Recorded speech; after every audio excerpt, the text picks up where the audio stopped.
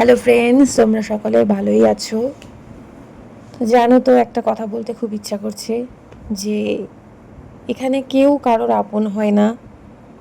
সবাই সবার নিজের স্বার্থ নিয়ে চলে।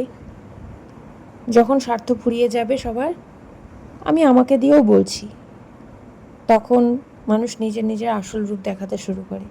কিন্তু একজন আছে যে তোমার সবসময় মাথার উপরে থাকবে, যে তোমার সুখে দুঃখে সবসময় পাশে থাকবে, সে হচ্ছে তোমাদের ভগবান।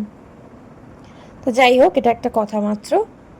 তো বলেছিলাম আমার দিদি এসছে, তা আমরা দুই বোনে মিলে একটু ভাবলাম সকালবেলা উঠে একটু বাজারে যাই।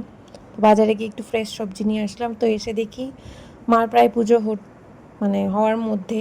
যেহেতু আমার মা জব করে, তো খুব সকালে উঠে তাড়াতাড়ি করে পুজো সেরে, কারণ যেহেতু গোপুসোনা আছে, গোপুসোনাকে স্নান করানো, রেডি করানো, খাওয়ার দাওয়া, তো সবই মাকে একা হাতেই করতে হয়।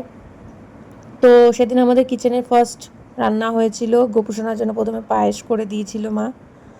তো যাই হোক, তারপরে আমাদের বাড়িতে মুড়ি এসেছিল, তো সেটা নেওয়া হলো প্রথমে।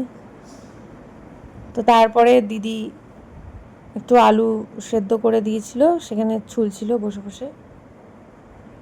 তারপরে এই দেখো, তোমাদের বলেছিলাম কিচেনটা দেখাবো।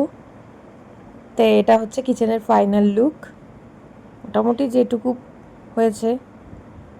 তো তোমাদের কেমন লাগলো প্লিজ কমেন্টে জানিও। ব্যাস এইটুকুই। টাটা, তোমরা সবাই ভালো থেকো, সুস্থ থেকো।